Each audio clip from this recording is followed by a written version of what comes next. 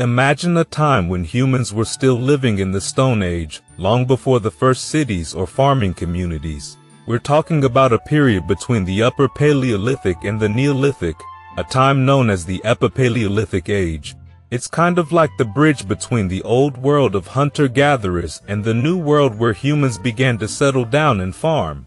Now, you might have also heard of the Mesolithic period, which happens around the same time, and yeah, they can sound pretty similar. But they're not exactly the same thing, and I'll explain why. The Epipalaeolithic age mostly refers to the people in the Levant and the Near East, places that didn't see as much of an impact from the Ice Age. Think of regions like modern-day Israel, Jordan, and parts of Southeast Europe. In these areas, people adapted differently than in colder, glaciated Europe. That's why, in Europe, you'll often hear about the Mesolithic period instead. But here's where it gets interesting. These terms aren't just interchangeable. They're used differently depending on the region and the environmental changes happening at the time.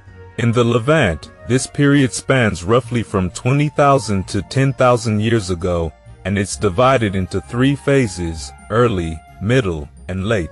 The late phase is often associated with the Nachfian culture, which was crucial in setting the stage for the transition to farming. But before we get ahead of ourselves, let's talk about how people were living. These were hunter-gatherers, and they moved around a lot.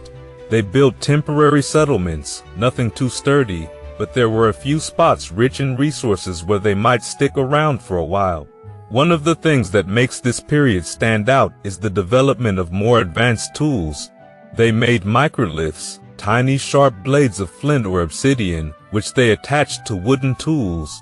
This was a big deal back then, as it made hunting and gathering much more efficient. Now, the term Epipalaeolithic is used to emphasize the continuation of life from the Upper Paleolithic. While people were still hunting and gathering, they were adapting to new conditions, especially as the Ice Age glaciers started retreating. This wasn't as dramatic in the Levant, but in Europe it was a whole different story. The climate changes and the extinction of large animals, like mammoths, forced people in Europe to change how they lived. This is why you'll hear about different post-Ice Age cultures in Europe, like the Azilian and Megalmusian cultures, which fall under the Mesolithic. Interestingly, French archaeologists used to prefer the term Epipalaeolithic, even for Western Europe, but today, it's more common to use it for areas around the Mediterranean, where there was more continuity with the older Paleolithic ways of life. So, while the Epipalaeolithic focuses on this smooth transition from one era to the next, the Mesolithic is more about the big changes that led to the eventual rise of farming and settled life.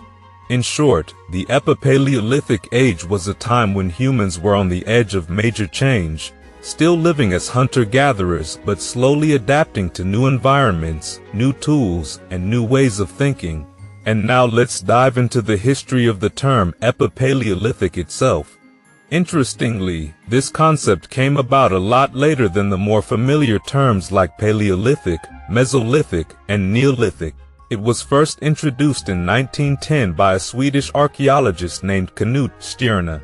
Now, Stirna's initial example of what he considered the Epipalaeolithic was based on a Scandinavian culture or subculture, something that we wouldn't necessarily call Epipalaeolithic today.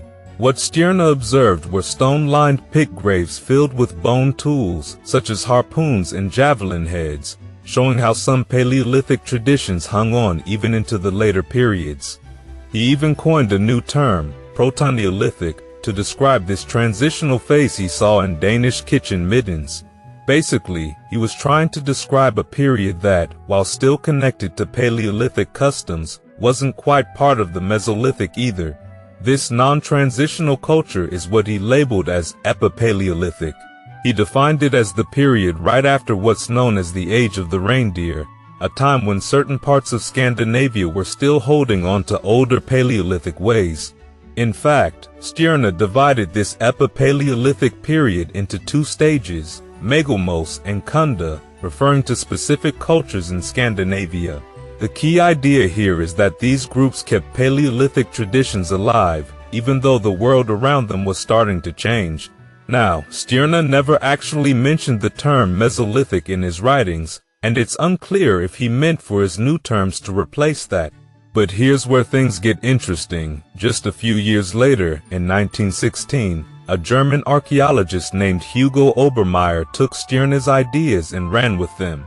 In his work El Hombre Fossil, which was later translated into English, Obermeier criticized the concept of the Mesolithic, arguing that it wasn't a real period of transformation or evolution. He felt that what we call the Mesolithic was more of a transitional or interim phase, not a natural progression from the Paleolithic to the Neolithic. Obermeier went on to describe certain cultures, like the Capsian, Tardenoisian, Azilian, and Megalmos industries, as being more like the descendants of Paleolithic traditions rather than something entirely new. So, from the start, the introduction of the term Epipalaeolithic created a bit of confusion, especially in European archaeology. There's always been this debate about how much change was really happening during this time, and whether it should be seen as part of a broader transition or a continuation of older ways of life.